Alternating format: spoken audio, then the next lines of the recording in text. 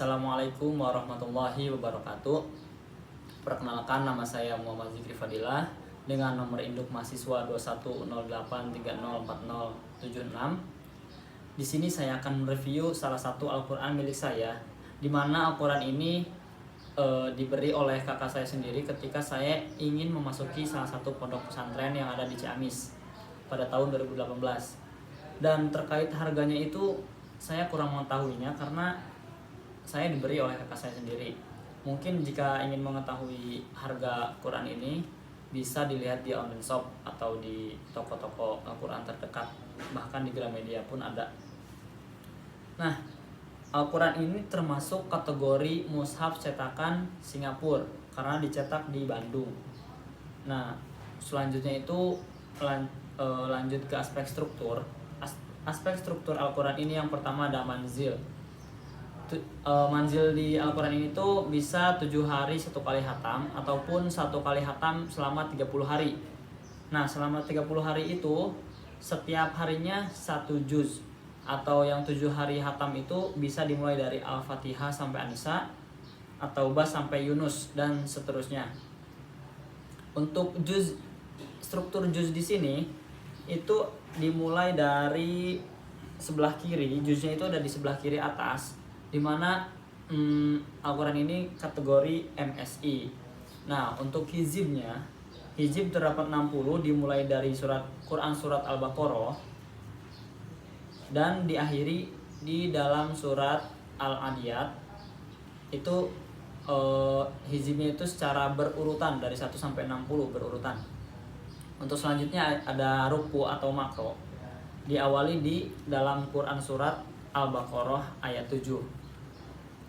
Untuk tanda bacanya sendiri dalam Quran ini itu terdapat warna. Yang pertama ada warna hijau, itu ditandakan sebagai mad jaiz munfasil dan birunya itu sebagai mad wajib mutasil.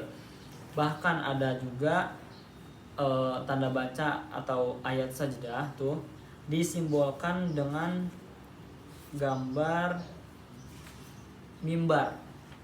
Terdapat dalam Quran surat Al-Insyiqaq tanda mimbar.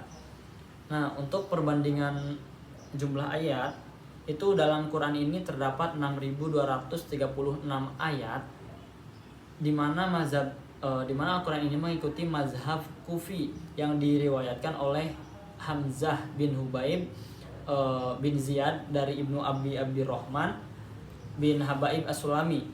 Dan jenis surat ini yang pertama di Quran surat Ar-Ra'd, di mana Quran surat Ar-Ra'd itu termasuk kategori Makkiyah dan berjenis Makkiyah, dan Al-Falaq An-Nas itu termasuk Madaniyah.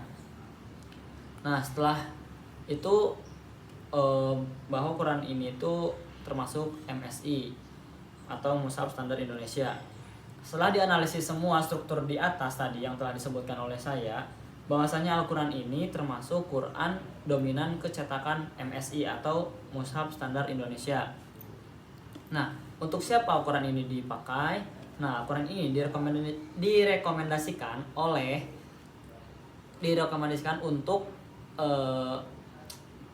pemula ataupun penghafal awal-awal, itu bisa dipakai untuk mereka yang ingin menghafal Al-Quran ataupun ingin mengetahui hukum-hukum tajwidnya.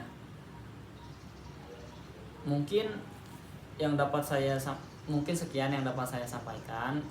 Kurangnya mohon maaf. Wassalamualaikum warahmatullahi wabarakatuh.